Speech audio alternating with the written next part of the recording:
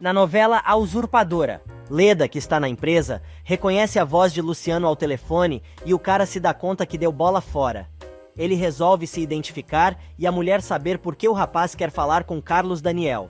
O cara manda uma lorota e diz que na verdade estava tentando falar com ela, mas como não sabia exatamente em que área da empresa ela estava, pensou em perguntar ao amor da vida dela. Avisando que está tudo de boas, o calhorda afirma que só queria perguntar se os dois iriam almoçar juntos. Leda diz que tudo depende de Carlos Daniel, pois se o empresário não puder, vai usar a regra 3 mesmo, e ainda diz pro sujeito não ficar chateado, pois ele já sabe como é. Chateado, Luciano avisa que vai ficar ao lado do telefone esperando a mulher ligar. Rodrigo decide ir até a mansão para conversar com Piedade, pois quer saber o que a vovó tem a dizer sobre a nova Paola, e convida a esposa a ir com ele. Paola chega em casa mais cedo, e Stephanie resolve atazanar a paciência da cunhada, perguntando se ela não tem medo de deixar o marido sozinho com Verônica. A mulher, que tá completamente sem saco para aquele papinho mimimi, diz que confia nos dois e coisa e tal. Mas Stephanie não desiste, e chega a entrar no quarto de Paola, para continuar com seu discurso.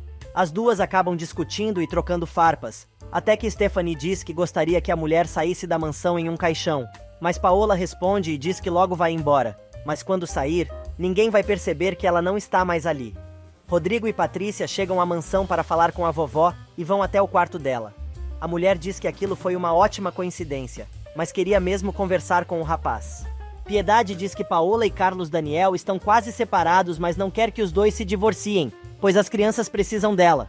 No entanto, Rodrigo conta que aquele é um assunto que só pertence ao casal, e a decisão deles deve ser respeitada. Stephanie acaba desistindo de implicar com a cunhada, mas no quarto ao lado, Piedade dá um monte de argumentos para justificar sua posição contra o divórcio de Carlos Daniel. Patrícia resolve abrir a boca e conta à vovó que seu marido acha que a Paola que está naquela casa não é a verdadeira, e a mulher que anda por ali não passa de uma usurpadora. Piedade, então, diz que se fosse aquele o caso, as duas mulheres só poderiam ser tão parecidas se fossem gêmeas idênticas. Leda acaba indo se encontrar com Luciano e conta que Carlos Daniel resolveu almoçar na fábrica, mas não com Paola. Ela ainda comenta sobre Verônica e diz que aquela secretariazinha não é páreo para ela, e além disso, acredita que Paola esteja com os dias contados na mansão dos Bracho, pois alguém está começando a entregá-la e mandando cartas anônimas para Carlos Daniel. A mulher diz ainda que o empresário está obcecado pelo assunto, e se quiserem dinheiro, tem certeza que ele daria o que fosse para descobrir o que puder sobre o assunto. Algumas horas mais tarde, Piedade atualiza Chico sobre a conversa com Rodrigo, mas diz ao jardineiro que precisa dar um jeito de avisar a falsa Paola sobre o risco que ela está correndo naquela casa. A noite chega e Carlos Daniel continua ansioso esperando pela ligação que não veio. Verônica aparece e diz que encerrou seu expediente, por isso está indo para casa. O Dom Juan resolve oferecer uma carona, mas a moça recusa. O cara joga o mesmo xalalá, dizendo que seu casamento vai de mal a pior, mas a secretária dá nos dedos do guri e diz que tudo o que está acontecendo entre ele e Paola deve ser culpa do próprio infeliz. Carlos Daniel tenta beijar a moça novamente, mas ela o rejeita e vai embora. No dia seguinte, Maldonado diz a Braulio que as informações que recebeu sobre Paola corroboram com a ideia que ele já tinha da mulher, pois constataram que a moça é fácil. O pintor diz que não acredita que ela negue alguns favores, pois afinal de contas, pretende retribuir com generosidade. Na fábrica, Paola diz que está indo ao almoço com Maldonado e prefere ir sozinha, pois provavelmente o sujeito vai querer perguntar alguma coisa que não se sentiria à vontade na frente de um Bracho. O sujeito manda a moça se divertir, mas ela fica brava e diz que só vai tratar de negócios. Alguns momentos depois, a campainha da casa de Douglas toca. É Paola quem chega para seu compromisso. Os dois conversam sobre a fábrica e sobre a melhora na saúde do pintor, que confessa que agora quer aproveitar mais a vida e realizar alguns de seus sonhos, contanto que entre eles está a conquista do amor de uma mulher. Leda chega ao escritório e agarra Carlos Daniel na frente de Verônica, dizendo que o rapaz vai ter que almoçar com ela naquele dia.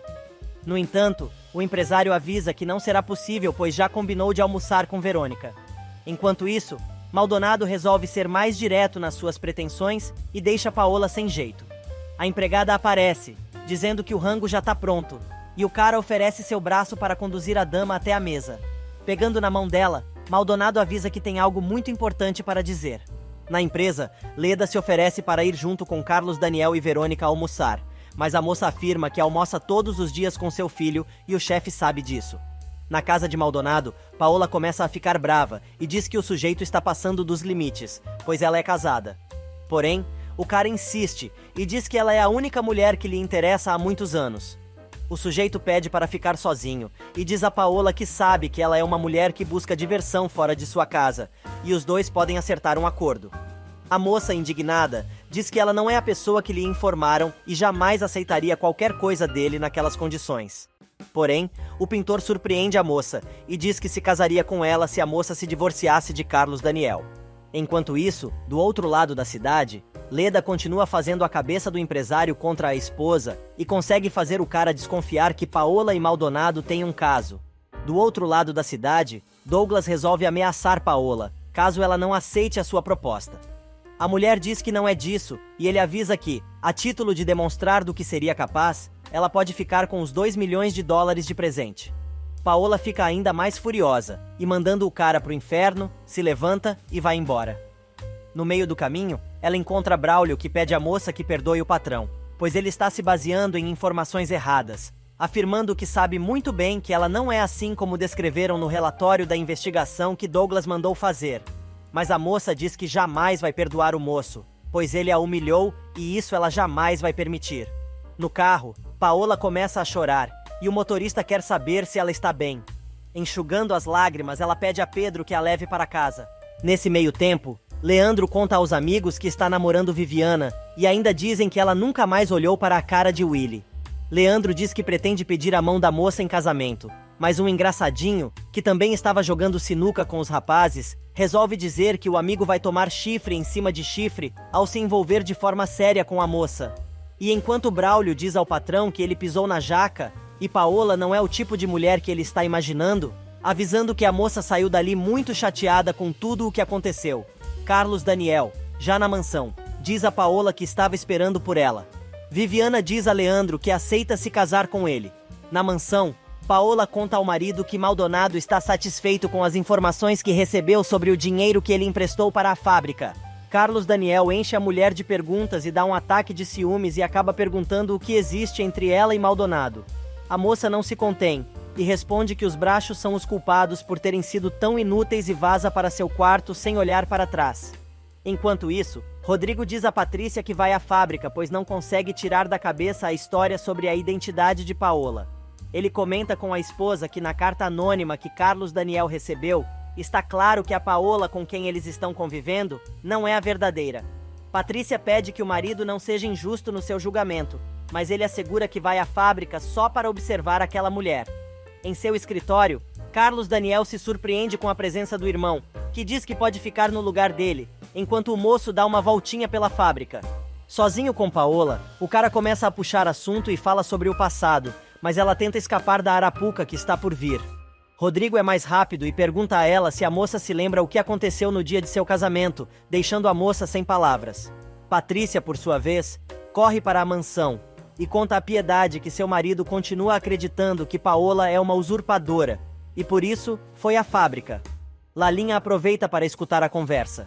A vovó diz que achou que o neto tinha desistido daquela ideia, mas Patrícia diz que o marido foi à fábrica para armar armadilhas e desmascarar a moça na frente de todo mundo. Enquanto isso, Rodrigo conta o que aconteceu no casamento da cunhada, dizendo que um dos padrinhos bebeu demais e apareceu na cerimônia embriagado. A moça finge mais um pouco e diz que tinha esquecido daquilo. Rodrigo pensa consigo mesmo que a moça acabou de cair na sua armadilha, pois aquilo que contou a ela nunca aconteceu.